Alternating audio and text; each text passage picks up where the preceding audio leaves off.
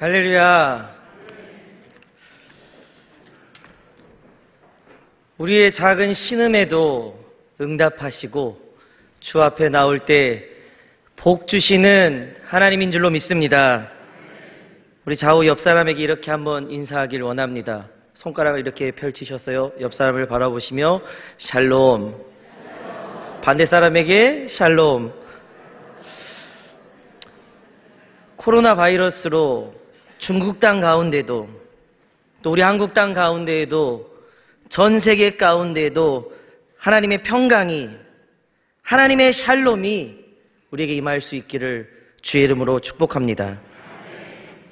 오늘 말씀에서 하나님께서는 아브라함에게 너의 고향 친척과 아버지의 집을 떠나 내게 지시할 땅으로 가라고 말씀하고 계십니다.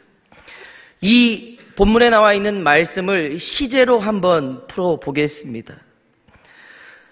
너의 고향 친척과 아버지의 집을 떠나라는 말은 현재형으로 쓰여 있습니다. 지금 당장 떠나라고 말씀하고 계십니다. 거기에 반하여 내게 보여줄 땅으로 가라는 말은 미래형으로 쓰여 있습니다. 이 말씀은 막연한 땅 가운데 너는 가라고 이야기하고 있습니다. 다시 말해서 지금 떠나는 것은 지금 당장이다. 가는 땅은 막연한 땅이라고 말씀하고 계시고 있습니다. 여러분, 퍼즐 조각 맞춰보신 적 있습니까? 퍼즐, 뭔지 아시죠?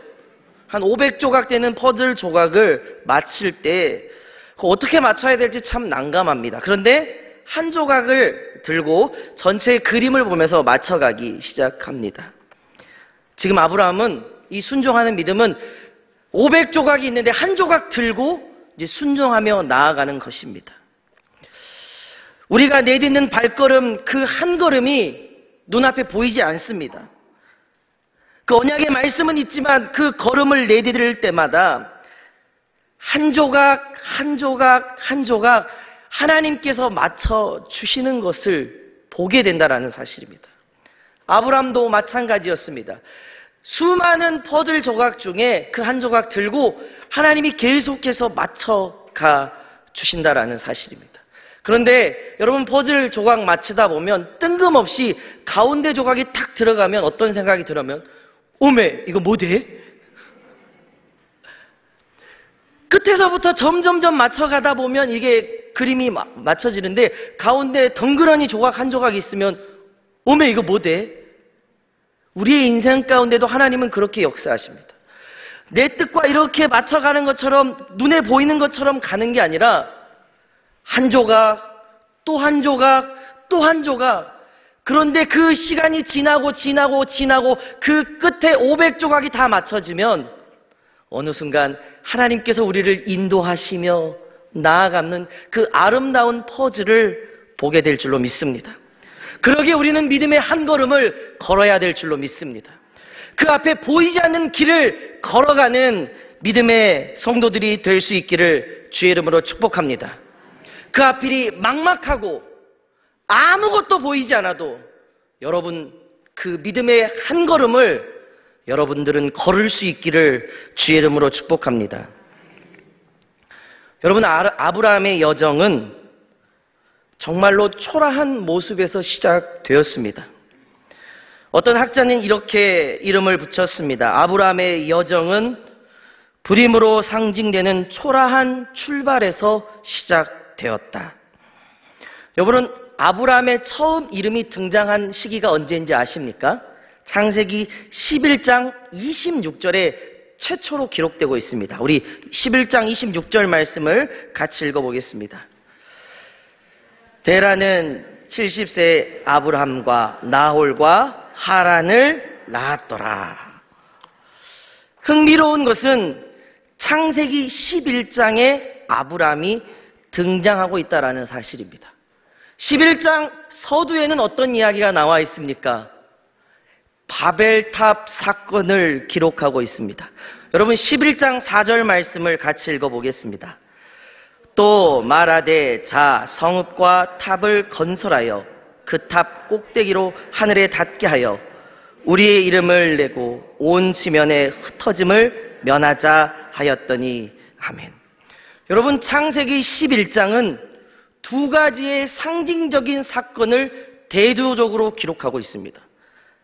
하나는 이 하나님을 대적하는 이 세상을 상징하는 바벨탑 사건이 기록되어 있고, 또 한 가지 사건은 하나님을 대표하는 아브라함의 대조적 사건이 동시에 기록되고 있는 것이 창세기 11장입니다.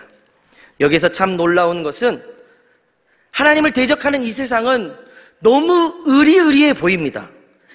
위험해 보이고 그 하늘을 찌르듯이 높이 쌓여 있고 멋지고 대단한 모습을 기록하고 있습니다. 거기에 반하여 하나님을 대표하는 아브라함은 초라한 모습으로 기록되고 있습니다. 11장 30절이 그 아브라함의 이야기를 첫 번째로 기록하고 있는데요. 11장 30절 말씀 같이 읽겠습니다. 사레는 임신하지 못함으로 자식이 없었더라. 아멘. 아브라함의 결핍을 최초로 기록하고 있습니다. 아브라함은 뭐가 없다고요? 자식이 없다는 불임의 사건을 기록하고 있다라는 사실입니다. 하나님을 대적하는 바벨탑은 정말 으리으리해 보입니다. 화려하고 그것을 하늘을 찌릿한 웅장함을 가지고 있는데, 반면에 하나님의 백성을 상징한 아브라함은 불임으로 결핍됨을 기록하고 있다라는 사실입니다. 불임과 관련해 구약학 교수인 월트 브루만 교수는 이렇게 말합니다. 불임은 인간 역사가 가는 길이다. 그것은 절망 상태에서 효과적인 은유이다. 그러나 이것은 생명을 주는 하나님의 역사의 영역에 속해 있다. 불임은 이제 하나님께서 시작하시겠다라는 의미를 가지고 있습니다. 사랑하는 신앙교회 성도 여러분, 우리의 인생이 불임 같은 인생, 결핍한 인생이라 할지라도 하나님은 그곳에서 생명을 만들어 가시는 분인 줄로 믿습니다. 우리 교회 안에 있는 문제 가운데도 마찬가지입니다. 불임같이 보이지 않습니다. 아무것도 보이지 않는 가운데 하나님은 그곳에서 생명을 만들어 가시는 분인 줄로 믿습니다. 고린도전서 1장 27절 28절에 이렇게 기록합니다. 그러나 하나님께서 세상의 미련한 것들을 택하사 지혜 있는 자들을 부끄럽게 하시려고, 세상의 약한 것들을 택하사 강한 것들을 부끄럽게 하시려고, 하나님께서 세상의 천한 것들을, 멸시받은 것들과 없는 것들을 택하사 있는 것들을 폐하려 하시나니. 아멘. 세상은 마치 바벨탑처럼 으리으리해 보입니다.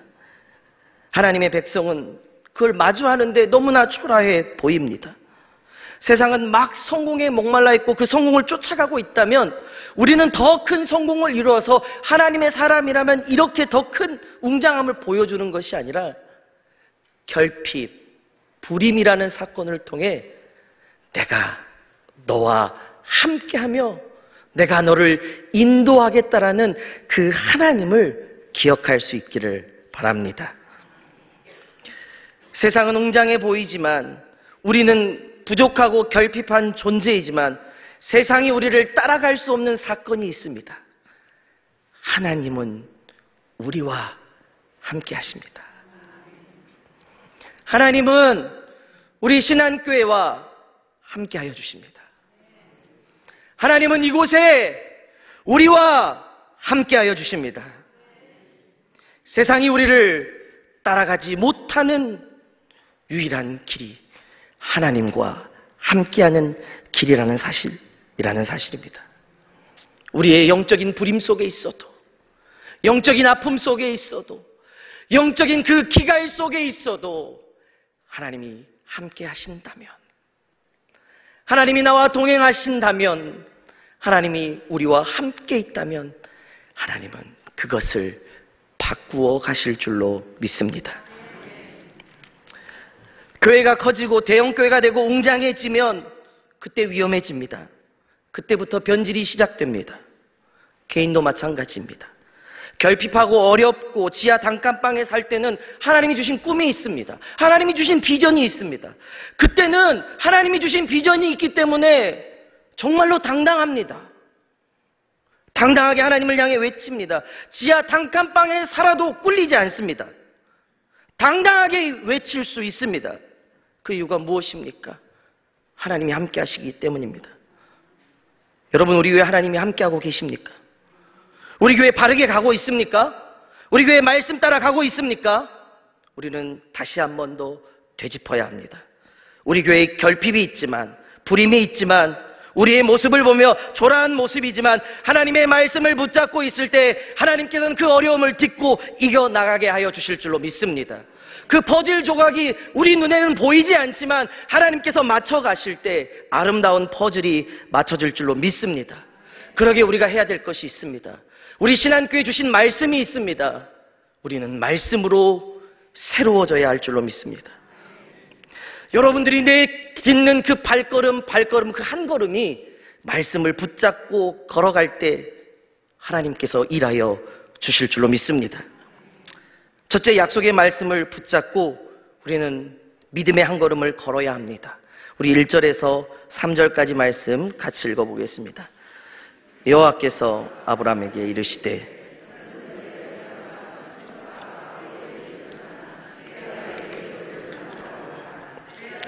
큰 민족을 이루고 내게 복을 주어 장대하게 하리니 너는 복이 될지라.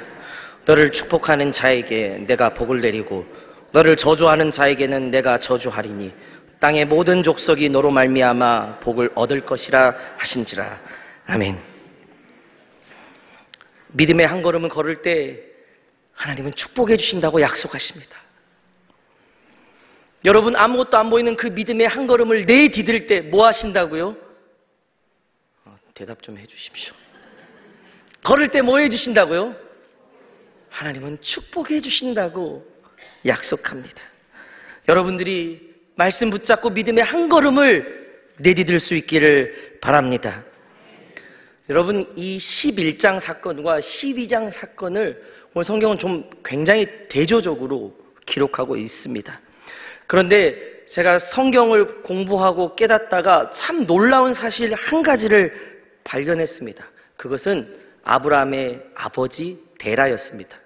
오늘 성경을 좀 자세히 읽고 좀 찬찬히 읽다 보면 데라가 아브라함을 하란 땅에 머물게 했다는 사실을 깨닫게 됩니다. 우리 11장 31절 32절을 좀 천천히 읽어보겠습니다. 시작. 데라가 그 아들 아브람과 하란의 아들인 그의 자손 롯과 그의 며느리 아브라함의 아내 사레를 데리고 갈대아인의 우르를 떠나 가나안 땅으로 가고자 하더니 하란에 이르러 거기 거루하였으며 데라는 나이가 250세가 되어 하란에서 죽었더라. 아멘.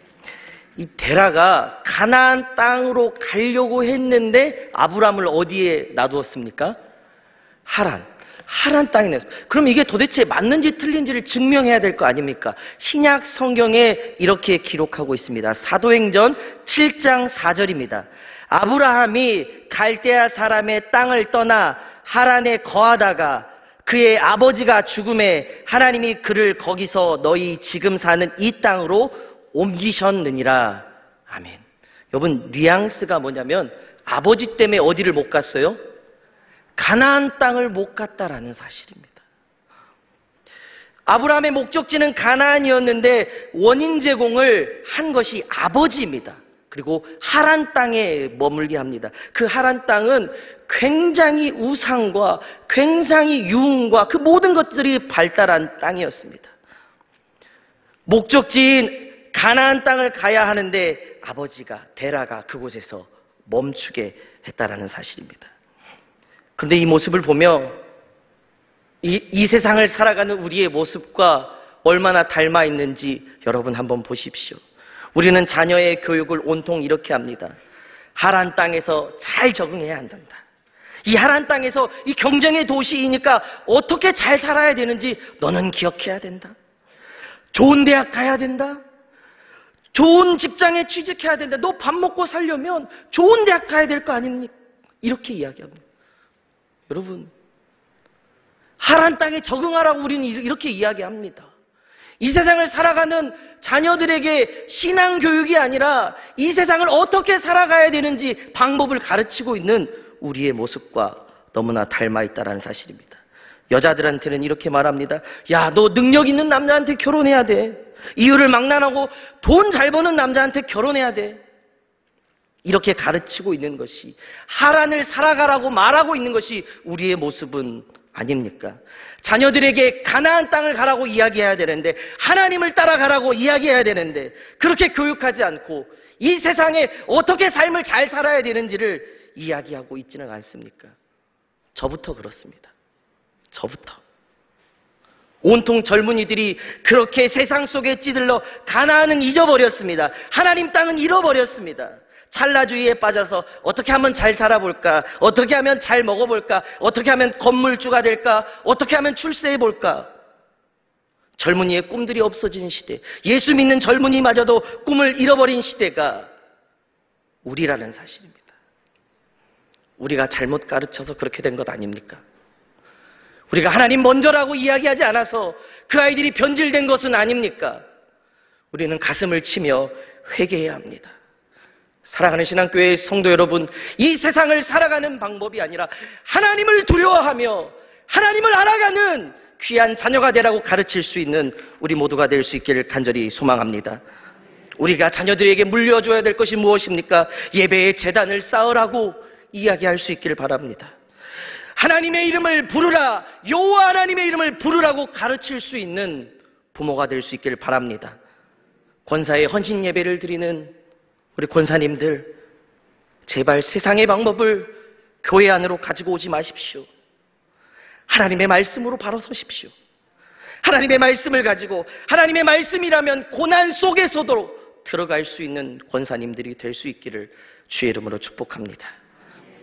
그럴 때 하나님의 회복은 반드시 이루어질 줄로 믿습니다. 오늘 분명히 하나님께서 그 믿음의 한 걸음을 걷는 아브라함에게 이제 내가 너를 축복으로 인도하시겠다라고 말합니다. 이 세상을 살아가는, 그 하란 땅에서 살아가는 아브라함에게 축복하는 것이 아니라 앞이 보이지 않는 그 가나안 땅을 한 걸음 내딛는 그 아브라함에게 축복하시는 사실입니다. 내가 너를 큰 민족을 이루고 내게 복을 주어 내 이름을 창대하게 하리니 너는 복이 될지라. 너를 축복하는 자에게 내가 복을 내리고 내가 저주하는 데가 내가 저주하리니 땅의 모든 족속이 너로 말미암아 복을 얻을 것이라 하신지라. 아멘. 말씀에 붙들려 사는 사람에게 창대한 복을 주십니다. 말씀에 붙들려 살아가는 사람에게 복의 사람이 되게 하십니다. 말씀에 붙들려 살아가는 사람에게 복의 통로가 되게 하신다라는 사실입니다. 여러분, 물이 고여 있으면 어떻게 됩니까? 어떻게 됩니까? 썩습니다. 그 썩어지면 돌이킬 수가 없습니다. 그 썩어진 물 가운데 돌이킬 수 있는 한 가지 방법이 있습니다. 복의 사람이 그곳에 들어가서 통로가 되어 하나님의 말씀을 흘러가게 하면, 그곳에 새로운 물이 들어가면 썩어졌던 물은 점점점 회복된다라는 사실입니다. 오늘 여러분들이 복의 통로가 될 수 있기를 주의 이름으로 축복합니다. 세상에 썩어져가는 이 세상 가운데 하나님의 복의 통로가 되어 복이 흘러가게 하는 사람이 되어야 될 줄로 믿습니다. 다 함께 따라해 봅시다. 나는 더 크게 해주십시오. 나는 복의 통로이다. 할렐루야. 그 복의 통로를 지나가는 사람에게 하나님이 이렇게 말씀하십니다. 4절입니다. 같이 읽겠습니다.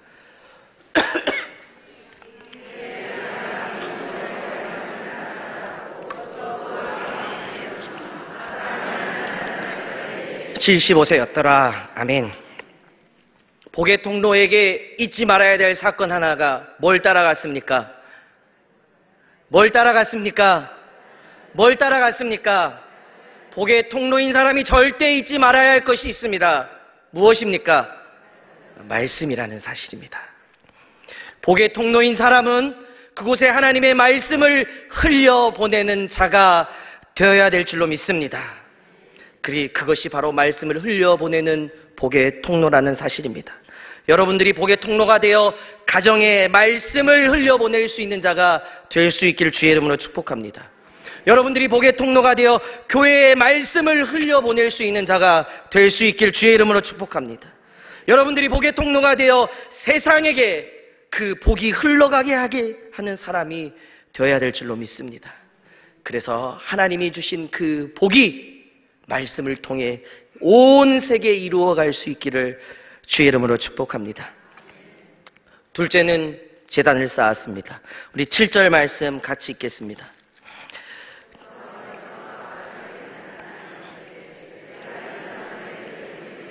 하신지라 자기에게 나타나신 여호와께 그가 그곳에 제단을 쌓고 아멘. 여러분, 이 제단을 쌓았다라는 원어적으로 의미를 보니 여호와를 위하여라는 말을 사용했습니다. 누구를 위하여요? 여호와를 위하여 제단을 쌓았다. 나를 축복하신 하나님을 위하여 감사와 찬양과 영광을 올려드리며 기쁨의 제단을 쌓았다라는 사실입니다. 8절에도 또 제단을 쌓습니다. 같이 읽겠습니다. 거기서 베델 동쪽 산으로 옮겨 장막을 치니 서쪽은 베델이요 동쪽은 아이라. 그가 그곳에서 여호와께 제단을 쌓고 여호와의 이름을 부르더니 아멘. 8절에서도 여호와께 제단을 쌓고 예배드렸다라고 말씀하고 있습니다. 즉 아브라함은 아직 가나안 땅을 완전히 찾아가지 못했습니다. 정착하지 못한 유랑 생활을 했음에도 불구하고 그 가운데 하나님께 뭐 했습니까? 제단을 쌓았다. 예배 드렸다라는 사실입니다. 예배를 소홀히 하지 않았다라고 분명하게 이야기합니다. 가는 곳곳마다 여호와께 제단을 쌓았다라는 사실입니다. 여러분, 아브라함이 하나님께서 독자 이삭을 바치라고 하는 그때 우리는 명확하게 알 수 있습니다.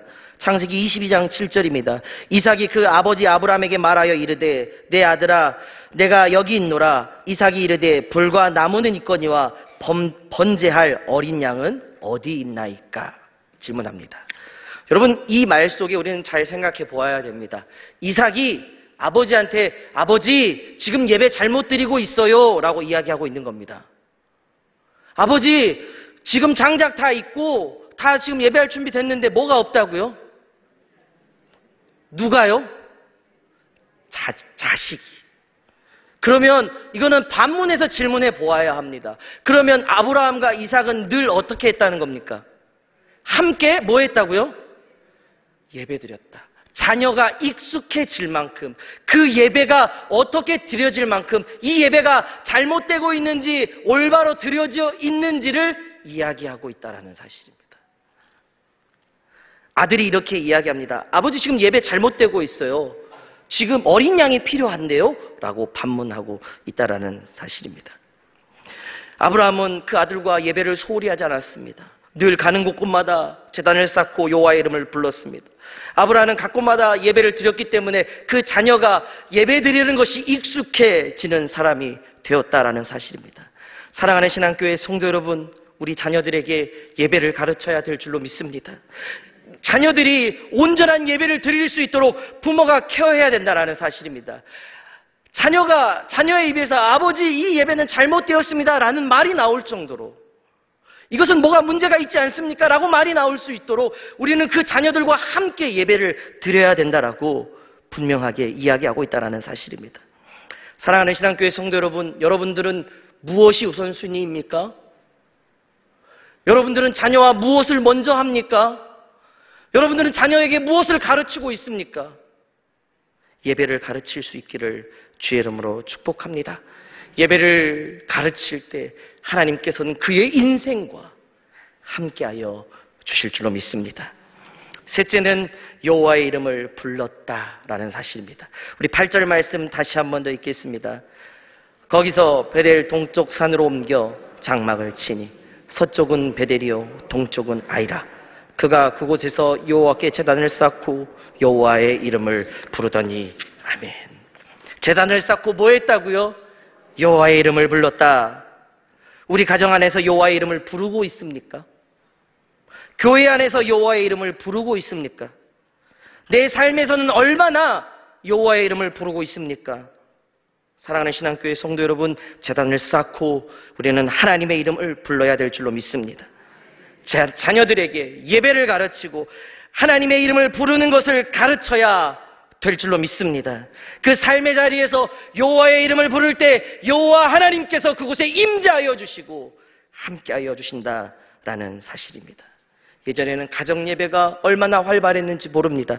그런데 점점점 가정예배가 사라지고 있습니다. 한참 가정예배가 신앙의 꽃이라고 불릴 때가 있었습니다. 삶의 자리에서 예배를 드리는 것이 얼마나 중요한지를 이야기할 때가 있었습니다. 요즘 들어 다시 한 번 더 이야기되고 있는 것이 가정예배를 회복하자라는 것입니다. 저는 참 저희 집은 목사님 가정이고요. 저희 아내는 장로님 가정입니다. 그래서 두 가정이 함께 모이는 적은 없습니다. 그렇지만 제가 처갓집에 한번 가정예배를 드리러 간 적이 있습니다. 거기 큰아버지도 장로님, 작은아버지도 장로님, 둘째 아버지도 장로님, 장로님들이 다 앉아 계시고 목사님만 없었어요. 그러면 이제 목사가 딱 갔잖아요. 그럼 어떻게 다들 말합니까? 예? 우리 장로님께서는 절대 설교의 자리를 저에게 내주지 않으셨습니다. 그리고 제가 그 예배를 참석하면서 좀 여러 가지 생각, 내가 예배를 준비해갖고 가야 되나? 예배를 드려야 되나? 뭐 여러 가지 생각이 있었는데 그 큰아버지가 계속 예배를 인도하시더라고요. 제가 등장하는 사건이 나타났습니다. 광고 시간에 베드로 목사님과 박선영 사모님이 우리 가정예배에 오셨습니다. 환영의 박수를 보냅시다 라고 광고 시간에 제가 등장했습니다. 예배는 아주 거룩하게 진행됐고요. 1시간 반 동안 정말 온전한 예배를 드리는 가정을 제가 처음 봤습니다. 저희 아버지 목사님이신데요. 예배가 5분 안에 끝납니다. 예배를 매일 드렸던 저희 아버님은 빨리 끝내자. 빨리 끝내야지. 빨리 끝내고. 그런데 장로님 가정은 목사님이 시키라는 대로 가정 예배의 순서지를 가지고 그 하나하나 다 읽어가며 예배를 드리시더라고요. 목사 가정보다 장로 가정이 낫더라고요. 저는 그러면서 참 많은 생각을 했습니다. 그리고 물어보았습니다. 그랬더니 40년 동안 이 예배를 한 번도 빠지지 않았대요. 설날, 명절 때마다 이 가족은 이렇게 모여서 할머니, 할아버지 살아계실 때는 손주들까지 다 기도해서 기도 시간만 2시간이 넘었다고 합니다. 저는 그런 부인, 가정을 처음 만났습니다. 근데 지금은 짧아진 게 1시간 반입니다. 특송도 있는데요. 전공하지 않으면 특송을 할 수가 없습니다. 이부를 하지 않으면 특송을 시키지도 않습니다. 그런데 큰아버지의 장점이 있습니다. 특송하는 자녀에게는 돈을 주십니다. 서로 하려고 합니다. 그래서 참 많은 것들을 느끼게 되었습니다. 아, 이것이 정말 믿음의 가정이 아닌가. 큰아버지, 모든 자녀들이 다 함께 모여 그곳에서 예배를 거룩하게 지켜내는 것. 그리고 그 자녀들도 그렇게 예배 드리는 것이 당연한 것을 저는 처음으로 보았습니다. 저는 2020년도에 우리 아동부에 새로운 꿈이 생겼습니다. 총회 공과에서 가정 예배를 드리라는 것을 권장해 주었습니다. 그래서 저희들도 어떻게 하면 가정 예배를 드릴지 고민하고 연구했습니다. 그런데 마침 공과 뒤에 가정 예배지가 있어 매주 보내기 시작했습니다. 그랬더니 이렇게 놀라운 일들이 일어나기 시작했습니다. 보여주십시오. 엄마와 함께 저렇게 아이들이 모여서 예배 드립니다. 더 놀라운 것은 넘겨주세요. 아빠랑 저렇게 예배 드립니다. 저렇게 두 손을 모으고 그리고 동생들과 함께 예배를 드립니다. 그리고 넘겨주시면 설날에 함께 모여 저렇게 옷을 입고 할머니, 할아버지들이랑 예배를 드리기 시작합니다. 사랑하는 신앙교회 성도 여러분, 오늘 우리 신앙교회에게 하나님께서 말씀하시는 것 같습니다. 예배의 제단을 회복하라. 그리고 그 제단에서 여호와의 이름을 불러라. 그래서 저는 또 한 가지 꿈을 꾸게 되었습니다. 교회 다니지 않는 아이들이 있잖아요. 부모님들이 있잖아요. 그런 아이들을 어떻게 케어하고 같이 예배드릴까 참 고민 많이 했습니다. 그런데 하나님께서 저에게 번뜩이는 생각을 주셨습니다. 요즘 유튜브 라이브 방송을 많이 시작합니다. 그래서 저도 해보려고 계획하고 있습니다. 2월 둘째 주부터 유튜브 라이브 방송을 아이들과 가정 예배 드리기를 시작하려고 합니다.